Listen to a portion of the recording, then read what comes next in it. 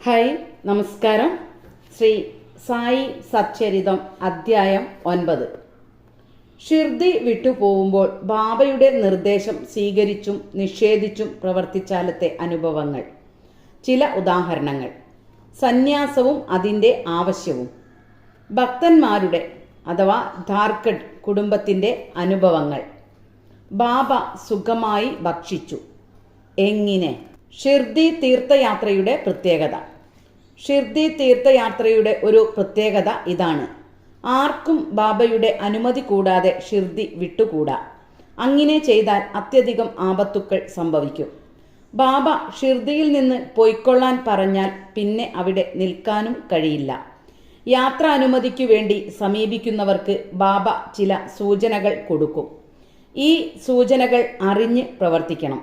അപ്രകാരം ചെയ്യാതിരിക്കുകയോ അതിൽ നിന്ന് വ്യതിചലിക്കുകയോ ചെയ്താൽ അപകടങ്ങൾ തീർച്ചയായും സംഭവിക്കും. അതിൻ്റെ ചില ഉദാഹരണങ്ങൾ താഴെ കൊടുക്കുന്നു. താത്യാക്കോട്ടെ പട്ടേൽ. താത്യാക്കോട്ടെ ഒരിക്കൽ കോപ്പർഗാവോണിലേക്ക് ഡോങ്കയിൽ പോവുകയായിരുന്നു.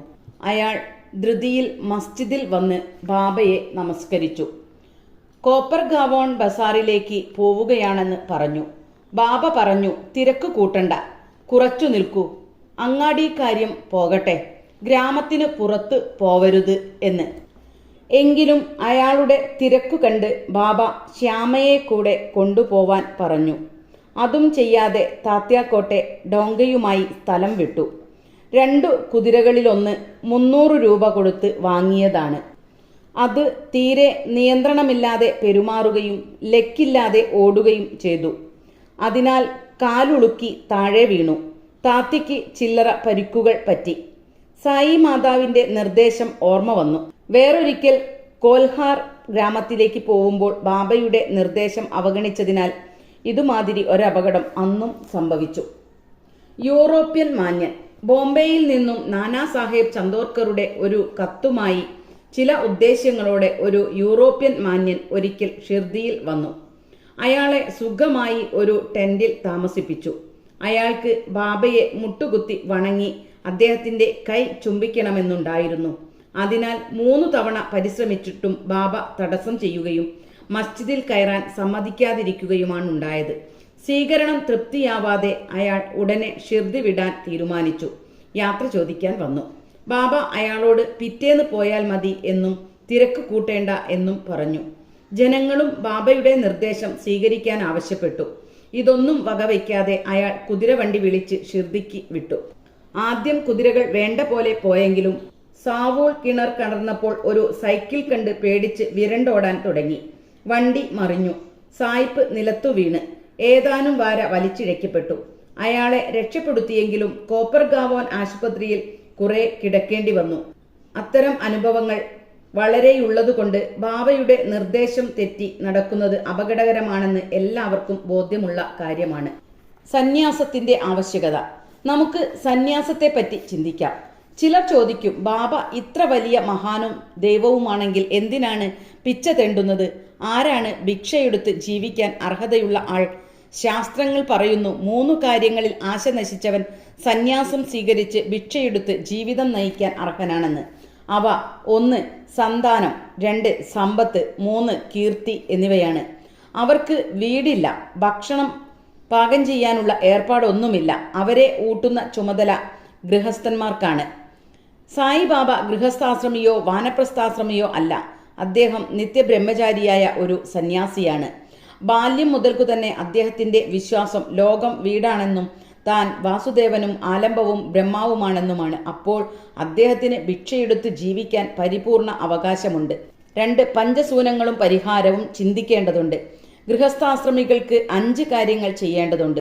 1 കണ്ടണി പൊടിക്കൽ, 2 പേഷണി അരയ്ക്കൽ, 3 ഉദംകമ്പി പാത്രം കഴുകൽ, 4 മാർജനി അടിച്ചുവാരി വൃത്തിയാക്കൽ, 5 ചുള്ളി അടുപ്പു തീക്കൂട്ടൽ. ഈ പ്രവൃത്തികളിൽ അനവധി ചെറുപ്രാണികൾ നശിച്ചു പോകുന്നതിനാൽ പാപങ്ങൾ സംഭവിക്കുന്നു. ഈ പാപം തീരാൻ ശാസ്ത്രവിധിപ്രകാരം 5 പ്രതിവിധികളുണ്ട്. 1 ബ്രഹ്മയജ്ഞം, 2 വേദാധ്യയനം, 3 പിതൃയജ്ഞം, 4 ദേവയജ്ഞം, 5 ഭൂതയജ്ഞം. 6ാമത് ഒന്നുകൂടിയുള്ളത് മനുഷ്യ അതിഥി യജ്ഞം ആണ്. അതായത് മനുഷ്യർക്കും ക്ഷണിക്കാതെ വന്നവർക്കും ഭക്ഷണം കൊടുക്കൽ. ഈ യജ്ഞങ്ങൾ വേണ്ട പോലെ ചെയ്താൽ മനഃശുദ്ധി വന്ന് ആത്മജ്ഞാനം കൈവരുത്താം. ബാബ വീടാന്തരം പോയി വന്ന് ആ ഗൃഹസ്ഥന്മാരെ അവരുടെ ചുമതലയെപ്പറ്റി ഓർമ്മിപ്പിച്ചു. അങ്ങനെ ബാബയിൽ നിന്നും ഈ പാഠം മനസ്സിലാക്കാൻ കഴിഞ്ഞവർ ഭാഗ്യവാന്മാരാണ്. ഭക്തന്റെ അനുഭവം. ഇനി രസകരമായ ഒരു വിഷയത്തിലേക്കു കടക്കാം. ഭഗവാൻ കൃഷ്ണൻ ഭഗവത്ഗീത 9-ാം അധ്യായം 26-ാം ശ്ലോകത്തിൽ പറഞ്ഞു, യാതൊരുവൻ ശുദ്ധ മനസ്സോടുകൂടി എനിക്ക് ഒരു ഇലയോ പൂവോ പഴമോ വെള്ളമോ തരുന്നുവോ ആ നൈവേദ്യത്തെ ഞാൻ സ്വീകരിക്കുന്നു. സായിബാബയുടെ കാര്യത്തിൽ ആരെങ്കിലും എന്തെങ്കിലും അവിടെ കൊടുക്കാൻ നിശ്ചയിച്ചാൽ മറന്നുപോയാൽ ബാബ ഓർമ്മിപ്പിച്ച് അത് വാങ്ങി ഭക്തന്റെ ഋണം തീർക്കും. ചില ഉദാഹരണങ്ങൾ പറയാം. താർക്കാട് കുടുംബം. രാമചന്ദ്ര ആത്മാറാം എന്ന ബാബാ സാഹേബ് താർക്കാട് മുമ്പ് പ്രാർത്ഥനാ സമാജക്കാരനായിരുന്നെങ്കിലും ബാബയുടെ വലിയ ഭക്തനായിരുന്നു. അയാളുടെ ഭാര്യയും മകനും അമ്മയും വേനലവധിക്ക് പോവാൻ മടിച്ചു. കാരണം ബാബ പൂജ മുടങ്ങിയാലോ എന്ന് അവർ ആശങ്കിച്ചു. അച്ഛൻ പ്രാർത്ഥനാ സമാജക്കാരനായതിനാൽ ബാബയുടെ പടം പൂജിക്കുന്നതിൽ വിശ്വസിക്കുന്നില്ല. പക്ഷേ അച്ഛൻ മകൻ ചെയ്യും പോലെ തന്നെ പൂജിച്ചോളാം എന്ന് ഉറപ്പു കൊടുത്തതിനാൽ അമ്മയും മകനും വെള്ളിയാഴ്ച രാത്രി ഷിർദിക്കു പോയി. അടുത്ത ദിവസം ശനിയാഴ്ച താർകോട് രാവിലെ എഴുന്നേറ്റ് കുളിച്ച് ബാബയുടെ ഫോട്ടോ നമസ്കരിച്ച് ഇങ്ങനെ പ്രാർത്ഥിച്ചു, ബാബ, ഞാൻ പൂജ ചെയ്യാൻ പോവുകയാണ്. മകൻ ചെയ്യുന്നത് പോലെയൊക്കെ ഞാൻ ചെയ്യാം, പക്ഷേ അത് വെറും ഒരു വൃഥ വ്യായാമം ആയി തീരരുതേ എന്ന്. ഇതും പറഞ്ഞ് പൂജ നടത്തി. പഞ്ചസാര നിവേദിച്ചു. ഭക്ഷണ സമയത്ത് പഞ്ചസാര പ്രസാദമായി കൊടുക്കുകയും ചെയ്തു. അന്നു വൈകുന്നേരവും അടുത്ത ദിവസവും കാര്യങ്ങൾ മുറയ്ക്കു നടന്നു. അതുവരെ പൂജിക്കാതിരുന്ന താർക്കോടിന് മകനു കൊടുത്ത വാഗ്ദാനപ്രകാരം എല്ലാം നടക്കുന്നല്ലോ എന്ന് സംതൃപ്തിയുണ്ടായി. അടുത്ത ചൊവ്വാഴ്ച രാവിലെ പൂജ ചെയ്ത് പ്രവൃത്തിക്ക് പോയി. ഉച്ചഭക്ഷണ സമയത്ത് നോക്കുമ്പോൾ പ്രസാദമില്ല. വേലക്കാരനോട് ചോദിച്ചപ്പോൾ അന്ന് നിവേദ്യം നടന്നില്ലെന്നും താൻ അത് തീരെ മറന്നെന്നും മനസ്സിലായി. ഉടനെ ബാബയുടെ ഫോട്ടോ നമസ്കരിച്ച് ക്ഷമയാചിക്കുകയും ഇതൊരു വ്യായാമം ആക്കി മാറ്റരുതെന്ന് പ്രാർത്ഥിച്ചത് വെറുതെയായല്ലോ എന്ന് പരിഭവിക്കുകയും ചെയ്തു. പിന്നെ മകന് ഈ വിവരം വെച്ച് കത്തെഴുതുകയും ബാബയോട് പറഞ്ഞ് ക്ഷമ ചോദിക്കാൻ ആവശ്യപ്പെടുകയും ചെയ്തു. ഇത് ഭാദ്രയിൽ ചൊവ്വാഴ്ച ഉച്ചയ്ക്കാണ് നടന്നത്. അതേസമയത്ത് മധ്യാഹ്ന ആരതി തുടങ്ങാറായപ്പോൾ ബാബ താർക്കോടിന്റെ ഭാര്യയോട് പറഞ്ഞു, അമ്മേ, ഞാൻ ഭാദ്രയിൽ നിങ്ങളുടെ വീട്ടിൽ പോയിരുന്നു. എന്തെങ്കിലും തിന്നാൻ കിട്ടാനാണ് പോയത്. വാതിൽ പൂട്ടിയിരുന്നു. ഞാൻ ഒരുവിധം അകത്ത് കടന്നു നോക്കിയപ്പോൾ സഹോദരൻ എനിക്കൊന്നും തിന്നാൻ വച്ചതായി കണ്ടില്ല. എന്നിട്ട് വിശപ്പ് മാറാതെ ഞാൻ മടങ്ങി എന്ന്. അവർക്ക് കാര്യം മനസ്സിലായില്ലെങ്കിലും അടുത്തുണ്ടായിരുന്ന മകന് കാര്യം മനസ്സിലായി. ബാന്ദ്രയിൽ പൂജയ്ക്ക് എന്തെങ്കിലും തകരാറുണ്ടായിരിക്കും. അതുകൊണ്ട് വീട്ടിൽ പോവാൻ അനുവാദം ചോദിച്ചു. ബാബ അവിടെ വെച്ചു തന്നെ പൂജിച്ചാൽ മതിയെന്ന് പറഞ്ഞു. ഉടനെ മകൻ ഷിർദിയിൽ സംഭവിച്ചതെല്ലാം വെച്ച് എഴുതുകയും പൂജയിൽ പ്രത്യേകം ശ്രദ്ധിക്കാൻ ഓർമ്മപ്പെടുത്തുകയും ചെയ്തു. കത്തുകൾ വഴുക്കി പരസ്പരം മുറിച്ചു കടന്ന് 2 സ്ഥലത്തും അടുത്ത ദിവസം എത്തിച്ചേർന്നു. ഇത് എത്ര വിസ്മയാവഹമാണ്. താർക്കോടിന്റെ ഭാര്യ. നമുക്ക് താർക്കോടിന്റെ ഭാര്യയുടെ കാര്യം തന്നെ എടുക്കാം. അവർ 3 നൈവേദ്യങ്ങൾ കൊടുക്കും. 1 വറുത്ത വഴുതിനങ്ങ തൈരും കുരുമുളക് പൊടിയും ചേർത്തത്. 2 കാചാര്യ വഴുതിനങ്ങ വട്ടത്തിൽ മുറിച്ച് നെയ്യിൽ വറുത്തത്.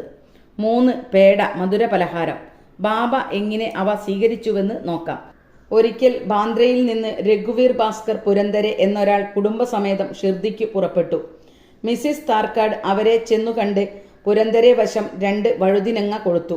ഒന്നുകൊണ്ട് ബരിതും മറ്റേതുകൊണ്ട് കാചാര്യയും ഉണ്ടാക്കി ബാബയ്ക്ക് കൊടുക്കാൻ ആവശ്യപ്പെട്ടു. അവർ ഷിർദിയിലെത്തി. മിസ്സിസ് പുരന്തരെ ബരിതുമായി മസ്ജിദിലെത്തിയപ്പോൾ ബാബ ഉണ്ണാനിരിക്കുകയായിരുന്നു. ബാബയ്ക്ക് ബരിദ് വളരെ ഇഷ്ടപ്പെട്ടു. അതിൽ നിന്ന് എല്ലാവർക്കും കൊടുത്തതിൽ പിന്നെ കാചാര്യ എവിടെ എന്ന് ചോദിച്ചു. ഉടനെ ബാബ കാചാര്യ ആവശ്യപ്പെടുമെന്ന് രാധാകൃഷ്ണമായിയെ അറിയിച്ചു. അപ്പോൾ വഴുതിനങ്ങ കിട്ടുന്ന കാലമല്ലാത്തതിനാൽ അവർ വിഷമിച്ചു. എങ്ങനെ വഴുതിനങ്ങ കിട്ടും എന്നായി. അന്വേഷിച്ചപ്പോൾ കാചാര്യ കൊടുക്കാൻ മിസ്സിസ് പുരന്തരെ ഏൽപ്പിച്ചതായി മനസ്സിലായി. എല്ലാവരും ബാബയുടെ അന്തര്യാമിത്വം മനസ്സിലാക്കി അത്ഭുതപ്പെട്ടു. 1915 ഗോവിന്ദ ബാലറാം മങ്കാർ എന്നയാൾ അച്ഛൻ്റെ ശ്രാദ്ധം ഊട്ടാൻ ഷിർദിയിലേക്ക് പോകാൻ നിശ്ചയിച്ചു. പോകുന്നതിന് മുമ്പ് താർക്കാടിനെ കാണാൻ വന്നു. മിസ്സിസ് താർക്കാട് എന്തെങ്കിലും ബാബയ്ക്ക് അയക്കാൻ ആശിച്ചു. ഒരിക്കൽ പൂജിച്ച ഒരു പേട മാത്രമേ തിരഞ്ഞിട്ടു കിട്ടിയുള്ളൂ. ഏതായാലും ബാബ അത് ഭക്ഷിക്കുമെന്ന് നിശ്ചയിച്ച് പേട ബാബയ്ക്ക് കൊടുക്കാൻ പറഞ്ഞ് ഗോവിന്ദിനെ ഏൽപ്പിച്ചു. ഗോവിന്ദ് ഷിർദിയിൽ പോയി ബാബയെ കണ്ടെങ്കിലും പേട എടുക്കാൻ മറന്നു. ബാബ കാത്തിരുന്നു. ഉച്ചയ്ക്ക് വീണ്ടും അയാൾ ഒന്നും കയ്യിൽ വെക്കാതെ ദർശനത്തിന് പോയി. ബാബ കാത്തിരിക്കാനാവാതെ നേരെ ചോദിച്ചു, നീ എന്താണ് എനിക്ക് കൊണ്ടുവന്നിട്ടുള്ളത്? ഒന്നുമില്ല എന്നായിരുന്നു മറുപടി. ബാബ വീണ്ടും ചോദിച്ചു. അതേ മറുപടി വീണ്ടും കിട്ടി. അപ്പോൾ ബാബ ഇങ്ങനെ ചോദിച്ചു, നീ പോരുമ്പോൾ ആ അമ്മ എനിക്ക് മധുരപലഹാരം കൊടുത്തയച്ചില്ലേ? അവൻ സംഗതി ഓർമ്മിച്ച് ബാബയോട് മാപ്പു ചോദിച്ചു. താമസ സ്ഥലത്തേക്ക് ഓടിപ്പോയി പേട എടുത്തു കൊണ്ടുവന്ന് ബാബയ്ക്ക് കൊടുത്തു. കിട്ടിയ ഉടനെ ബാബ അത് വിഴുങ്ങി. ഇങ്ങനെ മിസ്സിസ് താർക്കോഡിന്റെ ഭക്തി അംഗീകരിക്കപ്പെട്ടു. എന്നെ വിശ്വസിക്കുന്നതിനനുസരിച്ച് ഞാൻ സ്വീകരിക്കുന്നു. ഗീത 4:11. ഈ വാക്യം ഇക്കാര്യത്തിൽ തെളിയിച്ചു. ബാബ സുഭിക്ഷമായി ഭക്ഷിച്ചു. എങ്ങനെ? ഒരിക്കൽ മിസ്സിസ് താർക്കാഡ് ഷിർദിയിൽ ഒരു വീട്ടിൽ താമസിക്കുകയായിരുന്നു.